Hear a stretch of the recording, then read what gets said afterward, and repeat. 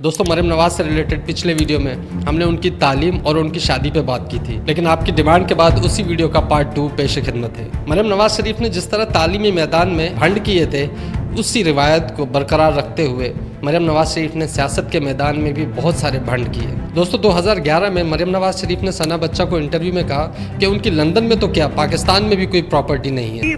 Central London میں properties تو دور کی بات ہے، میری پاکستان میں بھی کوئی پراپرٹی نہیں ہے، میں اپنے والد کے ساتھ رہتی ہوں۔ اس کے بعد وقت گواہ ہے کہ ان کی کہاں کہاں سے پراپرٹیز نکلی ہے۔ الیکشن کمیشن میں جو انہوں نے معلومات دی ہیں اس کے مطابق ان کی 1500 کنال زمین ہے۔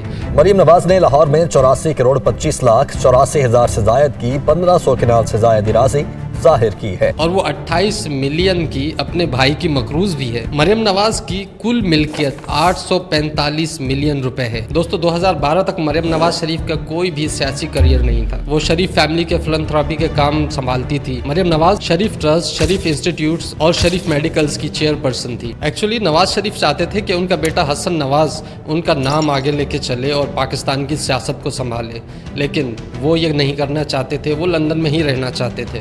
تو مریم نواز شریف اپنے باپ کی خواہش پورا کرنے کے لیے آگے آئیں اور سیاسی میدان کو سنبھالا۔ پھر کہانی آگے بڑھتی ہے اور 2013 کے الیکشن کا وقت ہوتا ہے، لیکن 2013 کے الیکشن میں ہر طرف عمران خان کا ہی چرچا تھا۔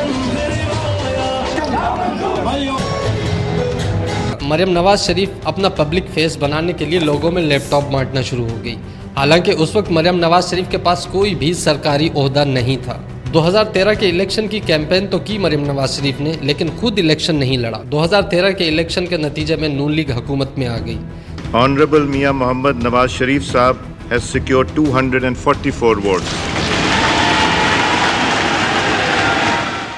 نون لیگ کے حکومت میں آتے ہی مریم نواز کو پہلی مرتبہ سرکاری عہدہ ملتا ہے۔ 2013 میں مریم نواز شریف کو پرائم منسٹر یوتھ پروگرام کا چیئر پرسن بنا دیا گیا، لیکن پھر پی ٹی آئی میدان میں آتی ہے اور مریم نواز شریف کی اسی تقرری کو لاہور ہائی کورٹ میں چیلنج کر دیا جاتا ہے۔ لاہور ہائی کورٹ نے حکومت کو حکم دیا کہ مریم نواز شریف کو اس پوسٹ سے معزول کر دیا جائے۔ اس کے بعد نومبر 2014 میں مریم نواز شریف خود ہی اسی پوسٹ سے استعفیٰ دے دیتی ہے۔ یہ وہ دور تھا جب سیاست چوک اور چوراہوں سے اٹھ کر سوشل میڈیا پر آ گئی تھی، اور سوشل میڈیا کے مقابلے میں پی ٹی آئی سب سے آگے تھی۔ تو اس سب کو کنٹرول کرنے کے لیے مریم نواز نے پی ایم ہاؤس میں اسٹریٹجک میڈیا کمیونیکیشن سیل بنایا۔ اس سیل کے ذریعے مریم نواز نے مختلف صحافیوں کے ساتھ رابطے استوار کیے، لیکن صحیح معنوں میں وہ لائم لائٹ میں تب آئیں جب 2016 میں نواز شریف لندن چلے گئے اپنی ہارٹ سرجری کے لیے۔ اس وقت پی ایم آفس کو مکمل طور پہ مریم نواز ہی دیکھ رہی تھی۔ پھر 2016 میں وہ واقعہ ہوتا ہے جس کی وجہ سے نواز شریف اور اسٹیبلشمنٹ کی راہیں جدا ہو گئیں، اور وہ واقعہ تھا ڈان لیکس کا۔ اس وقت ہوا کچھ یوں تھا کہ ڈان کے ایک صحافی کو کچھ سیاست دانوں نے عسکری معلومات شیئر کر دی۔ اس پوری ایپیسوڈ میں مریم نواز کا بھی نام تھا، لیکن نواز شریف نے مریم نواز کو بچانے کے لیے پرویز رشید، طارق فاطمی اور راؤ تحسین کی قربانی دے دی۔ اس واقعے کے بعد مریم نواز کا پوری پارٹی پہ کنٹرول بڑھتا چلا گیا، اور اس سے کافی دگج سیاستدان خوش نہیں تھے، اور ان سب سیاستدانوں میں چودھری نثار علی خان سر فہرست تھے، جنہوں نے بعد میں پارٹی سے کنارہ کشی کر لی۔ اس کے بعد 2019 میں مریم نواز نے ایک ہائی جمپ مارا اور وہ نون لیگ کی وائس پریزیڈنٹ بن گئی، اور وائس پریزیڈنٹ بنتے ہی انہوں نے اینٹی اسٹیبلشمنٹ اور اینٹی عمران خان کیمپینز شروع کر دی۔ پھر 2020 میں بی بی سی کے ایک انٹرویو میں مریم نواز شریف اشارہ دیتی ہیں اس چیز کا کہ وہ اسٹیبلشمنٹ سے بات کرنے کے لیے تیار ہیں، لیکن وہ بھی اس شرط پہ کہ عمران خان کو گھر واپس بھیج دیا جائے، اور پھر وقت گواہ ہے کہ ایسا ہی ہوا۔ وہ دور تھا جب مریم نواز شریف جلسوں میں یہ نعرے لگوا رہی تھی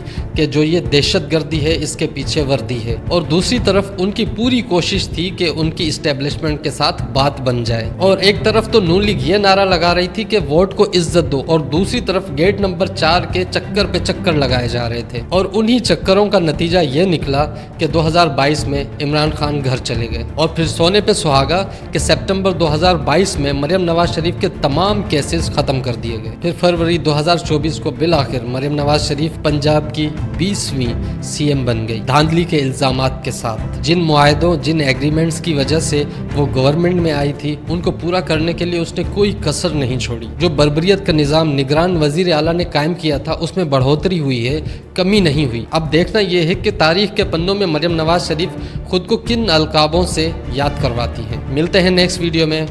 اللہ حافظ۔